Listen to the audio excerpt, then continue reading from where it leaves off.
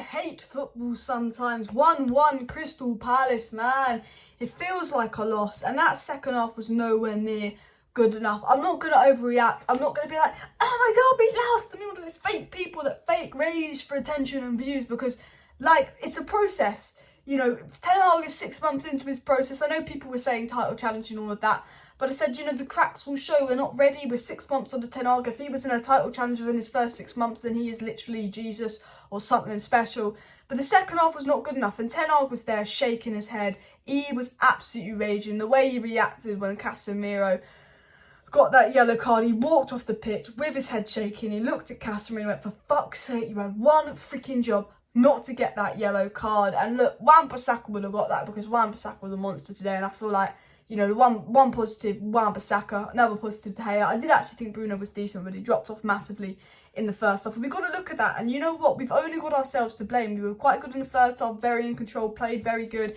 Casemiro was brilliant. Bruno was fantastic in that first half. And bissaka was incredible. Absolutely brilliant first half from Manchester United. Very much in control. And I said at half time, I said, you know, we've just got to get a second goal because it's Palace. You don't know how they'll come back. If they come back, if they played in the second half like they played in the first half, that's all in for United. But we just needed to make it 2-0. Whether it's a penalty or not, whether you think we should have got a penalty or not, I do think it was soft. I'll be honest, like, I look at that and I go, you know, we see penalties given for that all the time. And I feel like it was the other way around. It would have been given a penalty against us. But I'm not going to sit here and go, ooh, the penalty and all of that, because the decision's been done. We were lucky against City the other day. We're unlucky today. For me, I don't care, penalty or not.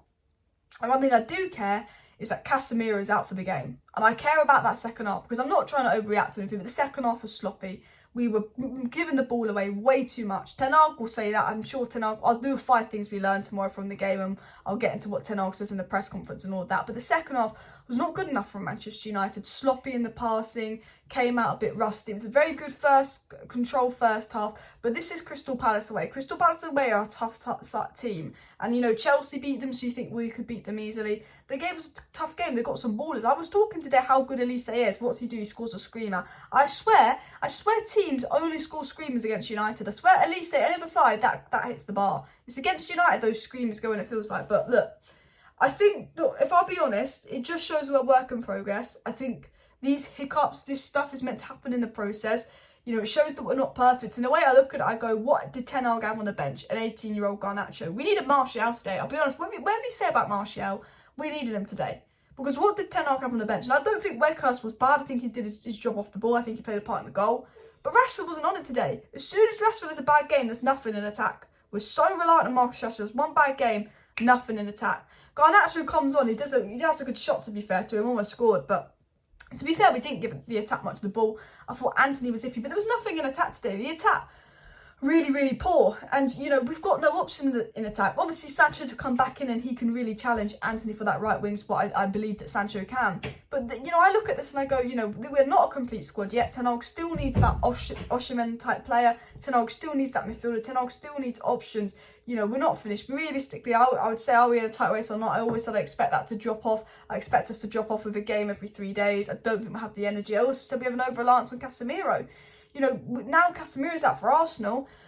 We're thinking McTominay, McFred at the Emirates. We don't have a good record at the Emirates anyway. Going to the Emirates with McFred, bad decision. Now, Partey should be in jail and Arsenal realistically shouldn't have Partey. And look, I say you might win the league, Arsenal, but, you know, at least we suspended Mason Greenwood because we definitely need a striker. We were crying out for prime Mason Greenwood. But we, as a football club, you know, we have some sense of, you know, there's a situation going on. Arsenal, you know, you're playing an absolute twat in midfield. However, you know, I could sit and say that, but realistically, that's just salt. Casemiro is not available, and I do sit and look at the Arsenal game, and that's the big worry. I think even if we'd won today, I still think Casemiro being out for the Arsenal game, Ten Hag's got to do a miracle. And I trust Ten Hag to make the right decision. I trust Ten Hag to do something crazy at the Emirates because Ten Hag's a big game manager, and I think Ten Hag will be thinking about this and planning about this. And I think if this was at Old Trafford, I'd fancy the 3 points. We beat Arsenal without Casemiro starting at Old Trafford. You know, beginning of the season when arguably we'd only had 4 matches under Ten Hag. I think that, you know, we can definitely beat Arsenal again at the Emirates, but it being at the Emirates, going to Arsenal at the Emirates is a more difficult game. Do we play Lissandro Martinez in midfield? Do we do McFred? Do we do Fred and Eriksen? Do we do McTominay and Eriksen? You know, that's with Ten Hag to decide. Do we do Bruno on the right, and do we go for a midfield three of maybe Eriksson and Fred? You know, this is all a big decision for Ten Hag, and I trust Ten Hag to make the right decision. But what I am worried about is we needed Martial today. We need Martial at the Emirates. Whether you like Martial or not, what he offers to this team is a little bit of shape, a little bit of hold-up play, a little bit of 1-2s. And I think that second half, when nothing was happening in attack, that's when you needed Martial to come on. Rashford's not a striker. He never will be a striker. He can't hold up the ball. He can do a job there on the counter, but he wasn't on it today. There was no options on the bench, and that's not Ten Hag's fault. And look, as I said, I think that, you know, if we get top four, it's a real achievement. You know, it'd be nice to be in a title challenge. It's horrible the thought of Arsenal winning the league. But realistically, if we get top four, it's an incredible achievement under Ten Hag, because this is his first season. Arteta's in a title challenge, but he's had 3 seasons, 8th, 5th. You know, Ten Hag might be getting top four in his first season when he's taken over the worst United side in years. You know, it took Palace an amazing free kick to score a goal, and De Gea made some fantastic saves, and Olise, that you got to give it to Olise. That was absolutely incredible. And we've only got ourselves to blame for that because we were sloppy. Casemiro, Casemiro yellow card because he gave us away a silly free kick. Then what do? We go and give away another silly free kick, and Crystal Palace get an equaliser. But I look at that and I go, we've only got ourselves to blame because we're sloppy on the ball, because we're giving away possession, because we were inviting on the pressure, and we were off it. That's our fault. You know, inviting pressures in games like this for long periods has repercussions, and we need to control games a lot better, especially when there's a lesser team, when we're only 1-0 up. You know, you look at the Manchester City game, it was 0-0. We came out the second half for the first 20 minutes and we went 1-0 down because we invited too much pressure. And then when we went 1-0 down, we responded and we won 2-1, which was fantastic. But we only had 3 minutes to respond versus Crystal Palace. And, you know, in that 3-minute period, we came out really good. But then I guess Crystal Palace did, because Wan-Bissaka had to make a super tackle on Zaha. But it's like, do we need to go 1-0 down to respond? Do we need to go 1-0 down to keep playing? Because we're coming out in these second halves too relaxed, inviting on pressure. And this is something obviously Ten Hag will work with. This is something that Ten Hag can challenge. But it wasn't good enough today from United. And I as I said, I'm not going to rage. I'm not going to be angry. I feel like we've lost. We've drawn. It's not a loss. I'm disappointed. A lot of teams will drop points to Palace. City have dropped points to Palace when they've won the title. It's a natural thing to do. You know, we've won a few games in a row. We were naturally going to drop points along the road. But I feel like because we've got Arsenal next, without Casemiro, it feels like we're going to drop points in 2 games. And if you drop points in 2 games in a row, you feel in a negative position. You know, if City beat Spurs, it's actually going to be doing us a favour, because that's only going to be strengthening our position for top 4. I think our aim is top 4. If we can beat Arsenal, we can say title challenge shouts again. But I think if it's at Old Trafford, I would believe in Ten Hag. When it's at the Emirates, we haven't won in the Emirates since 2017 in the Prem. No. And look, I've always said that United in a title challenge. Not, I've said realistically, we're not in a title challenge. You know, I've always said that. But I said, you know, the mentality of the squad, I believe them to recover from setbacks. We dropped points today. It was a silly second half. And maybe this is a good thing. Maybe this, dropping points in the second half, Ten Hag shouting, maybe they'll respond and come out versus Arsenal with firepower. Maybe they'll get ahead of themselves after City. Maybe they'll respond with firepower, because whenever we've dropped points, we've seemed to respond with absolute firepower under Erik Ten Hag. And maybe and hopefully that can happen again. Now, lastly, I have to add to the point that I thought Wan-Bissaka was absolutely incredible and man of the match. And Ten Hag is turning this man into a monster. I said it during my watch long. I said, Wan-Bissaka is finally looking like a £50 million player. Like, what's going on? Like, Wan-Bissaka was absolutely unbelievable today. He saved us. We would have lost today if it wasn't for Wan-Bissaka. They hit us on the counter-attack. He made that fantastic tackle on Zaha. He made some absolutely brilliant tackles. I thought Wan-Bissaka was absolutely incredible today. And you have to give it to him. His career was over a month ago. And now Dalot might have a difficult chance to get back in. We thought Wan-Bissaka will never fit in under Erik Ten Hag.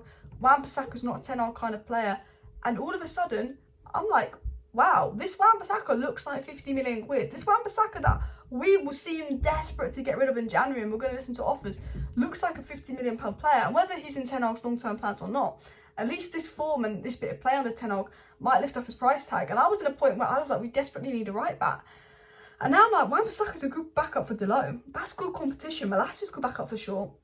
Wan-Bissaka's good backup for Dalot. And I think, you know what, right wing, Sancho will be a good backup for Anthony. Sancho's going to be back soon. And I trust Sancho's going to be back and he's going to be very good. And I think Sancho will give Anthony some real competition, because I like Anthony, but he's very rusty. He's, you know, he needs a bit more to his game. He's incredibly one-footed, and I think we need a bit more from Anthony. Now, look, I have to say, to review this game, to give my general thoughts on the game, good first half, crap second half. Palace deserved a point. I think 1-1 was an incredibly fair score. I'm not going to go on about the penalty. United only have themselves to blame. Ten Hag is absolutely fuming. Ten Hag is absolutely raging. And Ten Hag will go in on those players because we lost control of the game. I did think Casemiro had a good game despite the yellow card. I thought the back four was solid. I think Wan-Bissaka and De Gea were particularly impressive. But second half, maybe it's the tiredness, maybe the games every 3 days are getting to us. We looked a bit tired, I'm not sure. I look at it and I go, there's a lack of options on the bench. That is the Glazers' fault. They need to invest. We need someone to come in. We needed someone else in. We need Martial fit. But also I look at it and I go, maybe we're tired. And you know what? In the summer, we must get we must get another midfielder in. We need another midfielder and we need another attacker. And that's my summary of the match. Now, smash a like, smash a subscribe. There will be 5 things we learned from this match tomorrow morning, as well as some news on Sancho and Bruno. And then there will be a live stream talking about new ownership transfers, United potentially making an offer for Tielemans, amongst more in the January window. So thank you for watching. See you next time. Bye.